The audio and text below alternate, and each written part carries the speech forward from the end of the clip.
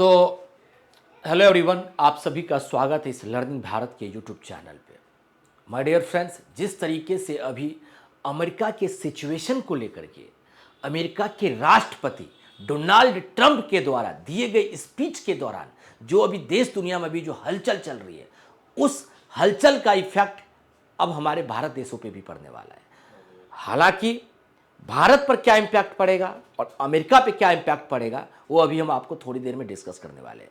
खैर, अमेरिका में बिकने वाले जो भी दवाई है, अब उस पर अगर टैरिफ लगा तो भारत पर इसका क्या होगा असर, हम इस वीडियो में अमेरिका और भारत के बीच जो संबंध है, क्या उसमें क्या किस प्रकार किस तरीके का बदलाव आएगा, क्या उस पर यूएस टैरिफ जो है इंडिया 2025 उसमें क्या फर्क होगा, उसमें क्या बदलाव देखने को मिलेगा, भारत और यूएसए के रिलेशन जो ट्रेडिशन टाइप ऑफ रिलेशन जो ट्रेड को लेकर के जो रिलेशन है उस पर क्या इंपैक्ट पड़ने वाला है।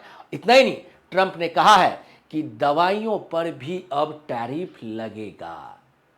अभी कुछ दिन पहले दवाई जैसे चीजों को छोड़ करके अन्य चीजों पर उन्होंने टैरिफ लगाया था।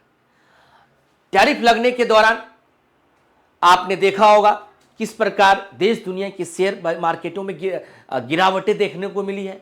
हालांकि मैं इस वीडियो में अभी आपके सामने डोनाल्ड ट्रंप जो फार्मा कंपनियों पर जो बहुत बड़ा जो टैरिफ लगाने की जो बात की गई है उस पर क्या असर पड़ेगा। पिछले हफ्ते ही जब उन्होंने एक व्यापक तौर पे जब टैरिफ लगाया था उससे फार्मा कंपनियों को छूट दी गई थी, लेकिन अब दवाइयों पर भी टैरिफ लगाने की बात कही है। इस पर अमेरिका जो है अपनी जो अधिकतर जो दवाई है, जो अधिकतर जो मेडिसिन है वो चाइना से, भारत से और यूरोप से मंगवाता है। अगर टैरिफ फार्मा इंडस्ट्री पर भी अगर लगा तो उस पर भारत पर क्या इसका असर पड़ेगा, इन चीजों को लेकर के मैं यहां पे डिटेल में चर्चा करने वाला हूं। एक बात आपको और बता दूं, ब्रांडेड दवाई और आपने जेनरिक मेडिसिन के नाम सुना होगा, जेनरिक दवाओं का नाम सुना होगा। कहीं कहीं जगह आप देखते हैं कि 30%, 40%, 20%, 50% छूट की बात करता है दुकानदार। इसका क्या मतलब है आपने देखा होगा। तो खैर, यहां पे आपको बहुत बड़ा नॉलेज होगा। रेसिप्रोकल टैरिफ की बात करें तो आप देख सकते हो, उसका ये चार्ट हमने आपको यहां पे दिखाने की कोशिश की गई है। इस प्रकार जो फार्मास्यूटिकल कंपनी है उस पर क्या इफेक्ट पड़ेगा अगर टैरिफ लग जाएगा, क्या रिसर्च एंड डेवलपमेंट पे क्या इंपैक्ट पड़ेगा, राइट। तो खैर चलिए, सेशंस को लाइक करते रहिए, दूसरों को शेयर करते रहिएगा अगर आपको बेनिफिट हो। And my dear friends, America में आपको बता दूं सबसे अधिकतर दवाई जो है, जितना अमेरिका के डॉक्टर्स लोग जो है ना, जितनी भी मेडिसिन लिखते हैं उसका 90% मेडिसिन जो है वो जेनरिक लिखते हैं। और आपको जानकर खुशी होगी माय डियर फ्रेंड्स कि भारत जो वहां के टोटल मेडिसिन का 40% जो है भारत से दवाइयां जाती है। तो जहां पे चीन से भी जाती है, भारत से भी और यूरोप से भी अमेरिका जो अपनी दवाई खरीदता है।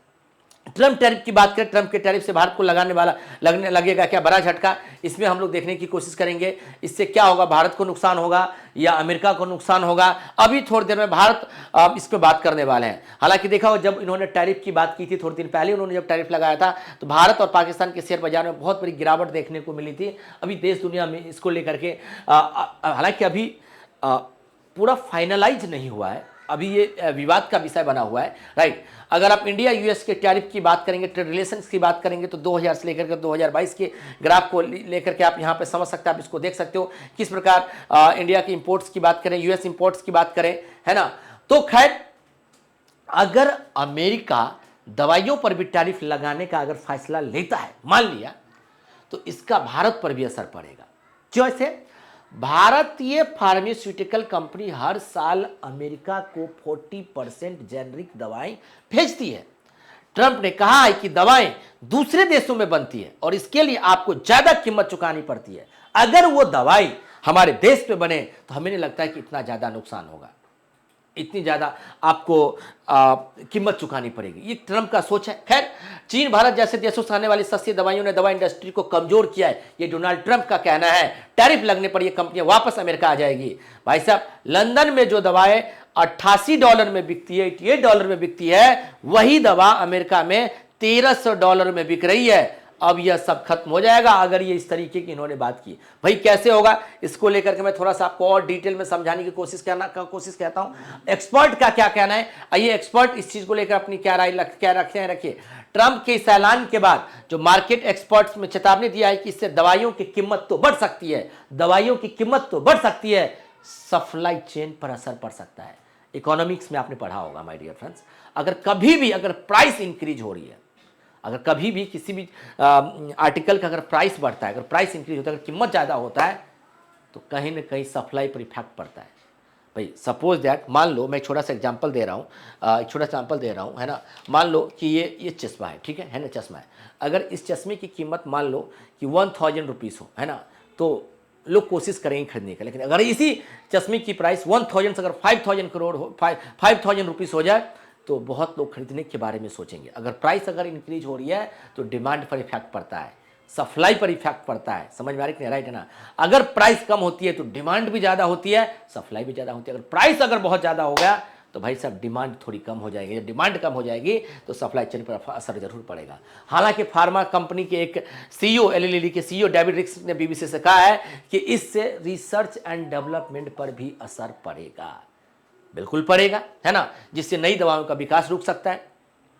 न्यूयॉर्क टाइम्स के मुताबिक अमेरिका में ज्यादातर सस्ती जेनरिक दवाएं भारत और चीन से ही आती है, भारत और चीन से ही आती है, सबसे ज्यादा दवाई भारत से आती है।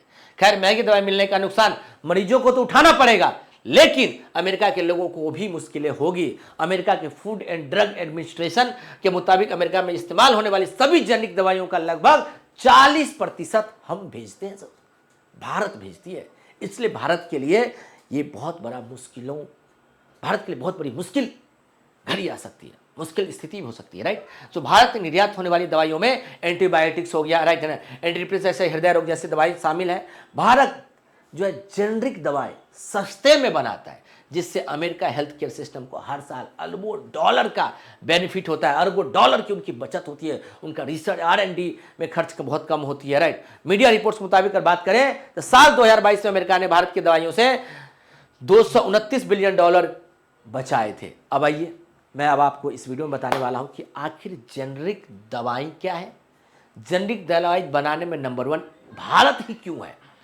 दोस्तों, भारत हर साल दुनिया की 40% जेनरिक दवा का उत्पादन करता है, पूरे दुनिया का 40%।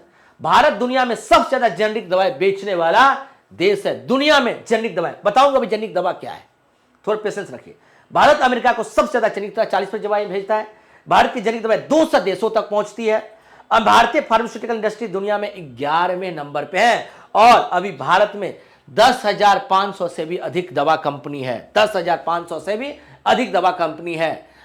अब सबसे ज्यादा जो दवा है ना, वो जेनरिक दवाएं बनता है कहां, भारत में। क्यों, देखिए ब्रांडेड दवाओं की कॉपी होती है लेकिन ये उतना ही असर होता है।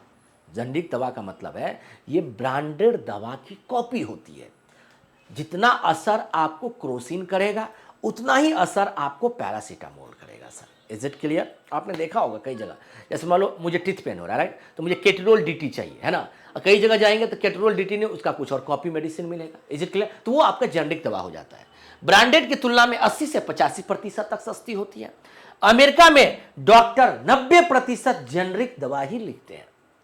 समझिए, भारत इन दवाओं का सबसे बड़ा उत्पादक देश है, सबसे बड़ा ये है। यहाँ पे इसकी जो है कंपनी है, बहुत ज़्यादा दवाएं ये बनाती है।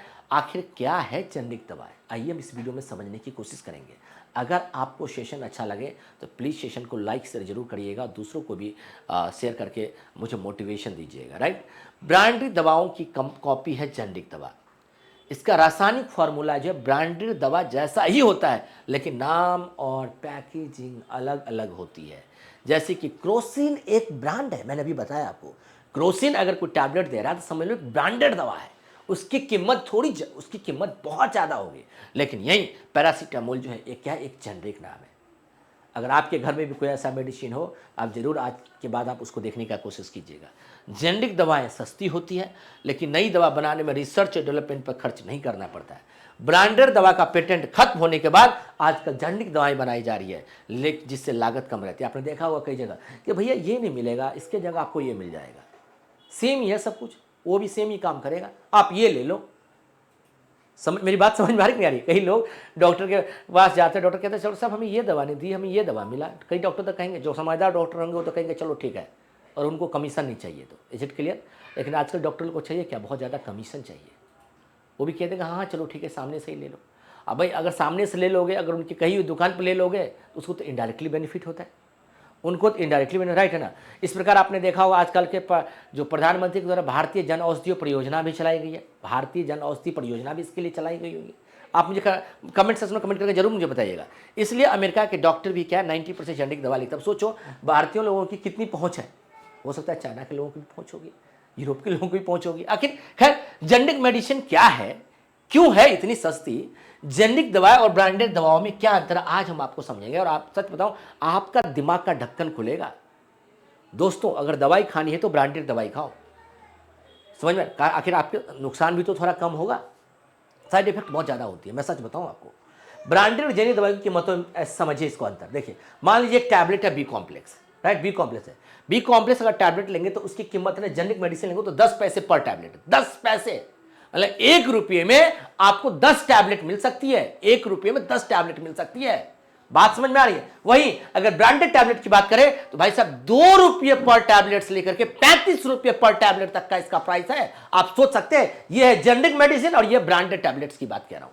वहीं अगर पैरासीटामोल 500 की बात करूं तो एक टैबलेट 10 पैसे की है। अगर आप ब्रांडेड लोगे तो भाई साहब एक टैबलेट की कीमत 1.5 रुपये है, 1.50 रुपीज है। अब सोच सकते हो इससे 1400% ज्यादा है ब्रांडेड दवाई। तो इसलिए कई जगह आप देखे होंगे, जैसे सेट्रिजन है, सेट्रिजन का एक टैबलेट 20 पैसे का है, ब्रांडेड टैबलेट लेके तो 5 रुपए की, 5 रुपीज की है। कई बार कई लोग ऐसे दुकानदार ढगोलो टाइप के होंगे, वो आपको 20% तक का डिस्काउंट देंगे, 25%, 30%, 40% तक का डिस्काउंट देंगे। बात समझ में आ रही है? ब्रांडेड चीज लो, उसका साइड इफेक्ट भी कम होगा, मैं सच बता रहा हूं। Is it clear? आप इनके चक्कर में अपने जिंदगी को जो है ना एक कुएं में डाल रहे हो, जिंदगी से आपको हाथ धोना पड़ जाएगा मेरे प्यारे बच्चे। Is it clear? राइट? खैर आपकी अपनी चॉइस है। आप मुझे इस कमेंट सेक्शन में बताइए कि आप जेनेरिक दवा यूज करते हैं या ब्रांडेड दवा यूज करते हैं, आप कौन सी दवा खरीदते हैं, आप मुझे कमेंट सेक्शन में कमेंट करके जरूर बताइएगा। खैर ये था आज के सेशंस के लिए। अगर आप यूपीएससी हो, चाहे स्टेट पीसीएस हो, चाहे नीट हो, आईटी, जैसे CDS, CFPI, SSCL, banking, law, UT, other competitive exams की तैयारी कर रहे हैं, तो आप मेरे साथ, मेरे टीम के साथ जुड़ सकते हैं। इस नंबर पे फ्री ऑफ कॉस्ट आप गाइडेंस ले सकते हैं। तब तक के लिए आपको धन्यवाद। Thank you so much. Take care, bye bye, God bless you.